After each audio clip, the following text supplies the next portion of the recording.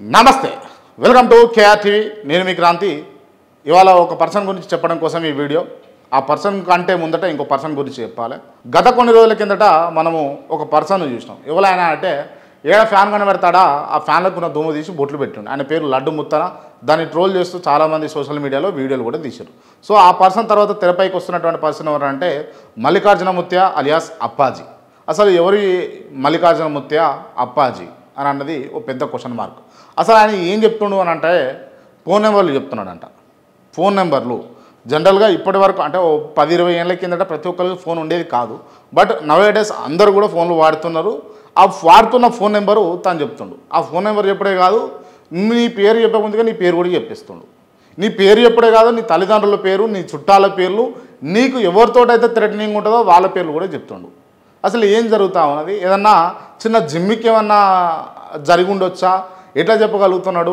అని చాలామంది పోతూ ఉన్నారు సో ఇవి ఈ మల్లికార్జున ముత్య గురించి బాగా సంచలనమై తెర మీదకి వస్తున్నటువంటి ప్రధానమైనటువంటి అంశాలు సో ఈ మల్లికార్జున ముత్య నమ్ముతున్నటువంటి వ్యక్తులు ఎవరయ్యా అని అంటే పూర్తి స్థాయిలో పొలిటీషియన్లు అందరూ కూడా ఆంధ్ర తెలంగాణ కాదు అటు కర్ణాటక మాత్రమే కాదు ఇటు ఆంధ్ర తెలంగాణలో ఉన్నటువంటి పొలిటీషియన్స్ అందరూ కూడా ఆఫీసర్స్ కూడా చాలామంది అప్పాజీ అలియాస్ మల్లికార్జున ముత్య ఆశీస్సుల కోసం లేకపోతే ఆయన బ్లెస్సింగ్స్ ఇవ్వడం కోసం ఆయన కాళ్ళు మొక్కడం కోసం లేకపోతే వీళ్ళకున్న కష్టాలు బాధలు సుఖాలు ఏమున్నాయి ఏం జరగబోతుంది అసలు గతమేంది వర్తమానం ఏంది భవిష్యత్ ఏంది ఈ మూడు చెప్తాడని చెప్పేసి వాళ్ళందరూ పోవడము వీళ్ళ ఇళ్ళల్లో కూడా ఆయన రావడం చాలా వరకు ఈ పటాన్చెరు పరిధిలో ఉన్నటువంటి చాలామంది పొలిటీషియన్ల ఇళ్ళకి కావచ్చు లేకపోతే వాళ్ళ దగ్గరికి వీళ్ళు పోవడం వీళ్ళ దగ్గరికి తను రావడం అయితే జరిగింది మొత్తానికి ఇదొక హవ నడుస్తూ ఉంది హైదరాబాద్లో అటు బెంగళూరులో మొత్తం ఎక్కడ చూడు ఇక మల్లికార్జున ముత్య అప్పాజీ హవ నడుస్తూ ఉంది ఆయన ఎట్లుంటాడు అన్నది ఒకసారి మీకు చెప్పాలి చాలా సింపుల్గా ఉన్నాడు వ్యక్తి ఎన్ని సంవత్సరాలు అంటే ఇది పెద్ద ఆశ్చర్యం ఇది 23 సంవత్సరాలు తన ఏజ్ జస్ట్ 23 years old అంతే ఆయన 23 సంవత్సరాలు మాత్రమే ఆయన ఇవన్నీ భవిష్యవాణి చెప్తా ఉన్నాడు నీ భవిష్యత్తులో ఏం జరుగుతుంది నీకు యాక్సిడెంట్ అవుతుందా నువ్వు మంత్రివి అవుతావా ఎమ్మెల్యేవి అవుతావా నువ్వు పార్టీ మారితేంది పార్టీ మారకపోతేంది నువ్వు కార్ డ్రైవింగ్ చేస్తావు కార్ డ్రైవింగ్ చేస్తే నీకు యాక్సిడెంట్ అవుతుందా మంచి అవుతుందా చెడు అవుతుందా ఓకే నువ్వు జర్నలిజంలో ఉన్నావు నీకు మంచి అవుతుందా చెడు అవుతుందా రానున్న రోజుల్లో నువ్వు ఏం చేయాలి ఇట్లా ప్రతి ఒక్కరికి ఏ కష్టం ఉందని పోయినా కూడా వాళ్ళకు టపా టపా టపా టపా అడగ ముందుగా సమాధానం చెప్పేస్తున్నాడు నీ మనసులో నువ్వు ఏమనుకుంటున్నావో కూడా ఆయననే ఆ ప్రశ్న కూడా ఆయనే చెప్పి ఆ ప్రశ్నకు ఆన్సర్ చెప్తున్నట ఇది ఆయన స్పెషల్ టాలెంట్ సో జనరల్గా ఏం జరుగుతుంది అని అన్నది మనం ఇప్పుడు మాట్లాడుకుందాం ఇప్పుడు వాడికి దాదాపు పడిగాపులు కాస్తూ ఒక 20 రోజుల దాకా దాదాపు లేదన్నా 20 రోజుల దాకా 5 నుంచి 20 రోజులు 10 రోజులు ఇట్లా వెయిట్ చేస్తూ ఉన్నారట మాకు టైం దొరికితే చాలు అప్పాజీతో 10 నిమిషాలు మాట్లాడడం కోసం అని చెప్పేసి అట్లా ఆడున్న వాళ్ళందరికీ కూడా భోజనాలు పెట్టడం అదంతా తనే టేక్ కేర్ చేస్తూ ఉన్నాడు సరే అమౌంట్ ఎక్కడిది ఏంది అని అన్నది భవిష్యత్తులో తెలుస్తుంది మొత్తానికి అక్కడికి వచ్చే వాళ్ళందరికీ కూడా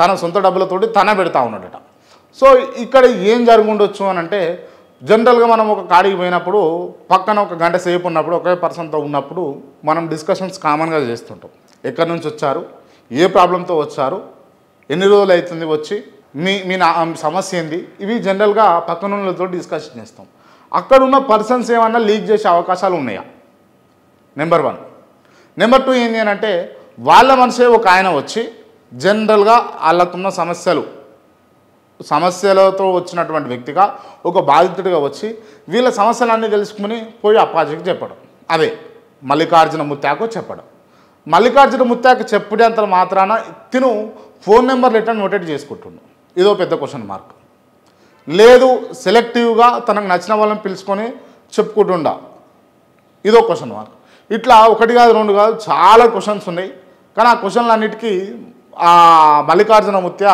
సమాధానం చెప్పడా అన్నదైతే కొన్ని రోజులు అయినాక బయటపడుతుంది ఏదనంటే చాలామందిని చూసినాం మనము ఈ సోషల్ మీడియాలో ఒక వెలిగి కనుమరుగైపోయిన వాళ్ళు చాలామంది ఉన్నారు మొన్నటి వరకు మీ ఏం పేరు మొనాలిసా ఆ మొనాలిసాను బీభత్సంగా అంటే బీభత్సంగా ట్రోల్ చేసిరు అన్ని అంశాలు తనను తీసుకొచ్చి ఓ హీరోయిన్ అని చెప్పేసి సినిమాలు తీస్తున్నామని చెప్పేసి బాలీవుడ్ అని చెప్పేసి నానా రకాల రచ్చ చేసి ఇవాళ ఏం జరిగిందో మనం చూస్తాం గతంలో ఇంకోటి ఏంది ఆ కచ్చా బాదము ఏదో పాట పాడి బాగా బఠానీలు అమ్ముకుంటా కచ్చా బాదం అని పాట పాడితే ఆయనను పెద్ద హైప్ చేసి ఆయనను తీసుకొచ్చారు.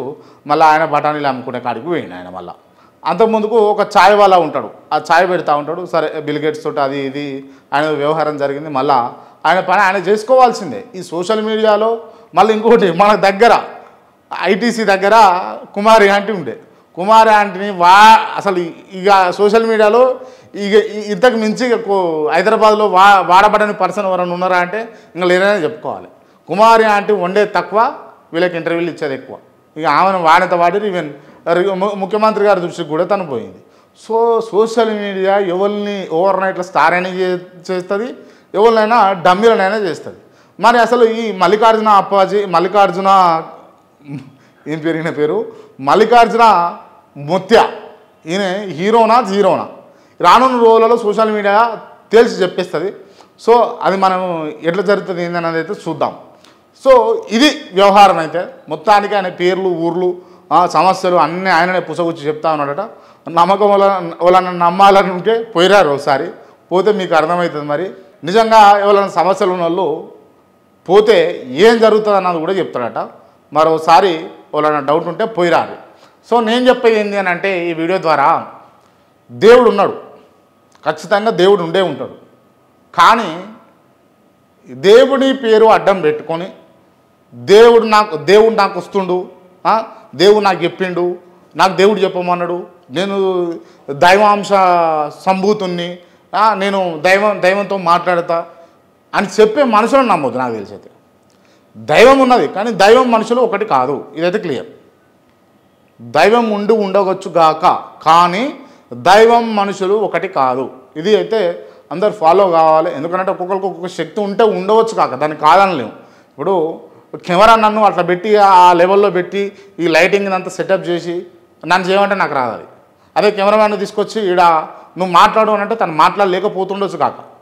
లేదు ఇప్పటికిప్పుడు మనం జిమ్మిక్కులు చేసి మ్యాజిక్లు చేసి ఓవర్ నైట్లా ఓ సినిమా స్టార్ కావాలి అని అంటే కాదు, అది మనతోటి కాదు. ఎవరి విద్య వాళ్ళకు ఉంటుంది.